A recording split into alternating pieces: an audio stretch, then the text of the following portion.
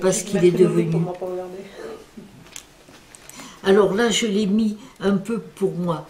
C'est les enfants à leur arrivée à Bias venant de Rivesaltes, dans un article. Et 3 ans après, pas plus, c'est nos petits de la maternelle. Je vous disais en bonne santé, et où sont-ils mes petits de la maternelle? Ça, c'est nos célibataires.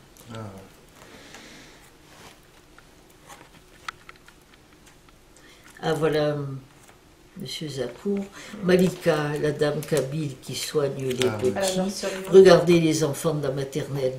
Ils avaient l'air bien, non? Ils sont en bonne santé, ils sont tous des oui. Ils sont bien? Oui. Ils ont l'air heureux? Oui, oui, oui. Il y avait une vie heureuse, enfin une vie de quartier. C'était en quelle année? Parce que moi j'y étais. Vous étiez à Amias? Oui, j'étais à Bias, oui. Oui, oui. Mais j'arrive pas à reconnaître. Voilà. Et oui, il y avait beaucoup petite, de... petite, hein. L'école maternelle était très fréquentée. Ah oui, vous n'êtes pas resté longtemps? Non, on est sortis très tôt du camp. Ah oui.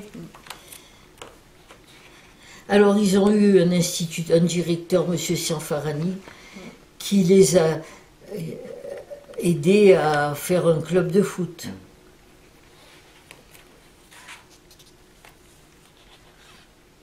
Et M. Azni, qui a écrit un livre en 2002, rend hommage à M. Sianfarani.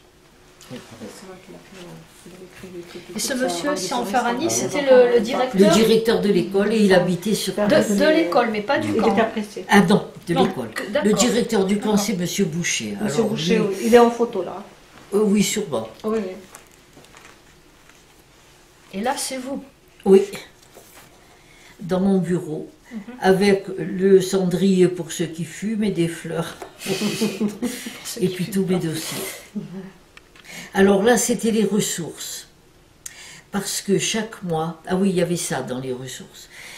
Chaque mois, si le quotient familial n'était pas normal, n'était pas atteint, la préfecture donnait un secours supplémentaire. Seulement, c'était source de rivalité. Pourquoi elle est là et pourquoi moi je n'ai pas là. Et c'est difficile d'expliquer, de faire comprendre. Voilà. Monsieur Dalila en parle dans son livre. Les Kerchouches n'étaient pas dans les conditions d'avoir du charbon, parce qu'ils avaient des ressources différentes. Et ils exigeaient le charbon. Alors ça faisait des tensions. Conflit. C'est très difficile de... C'était pas facile de vivre. Même le docteur Jam, qui après a vécu autre chose, puisque c'était plus la même organisation. Il regrette pas du tout l'autorité d'avant, mais il dit qu'après, ça a été le désordre, de n'importe quoi. C'est pas facile. Alors, monsieur, je lui ai écrit au docteur Jam pour lui dire ce que je pensais, et il a eu l'honnêteté de répondre à ma lettre. Je réponds à des critiques de Madame Bourgois, je les lui ai faites, qui me reproche certaines déclarations, c'est vrai. Alors, il me répond, et dans une précédente missive, elle me parlait d'une image qu'elle avait eue au cours de mes insomnies.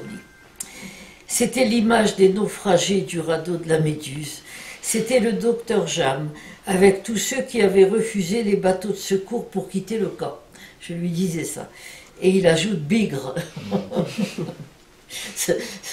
Bigre.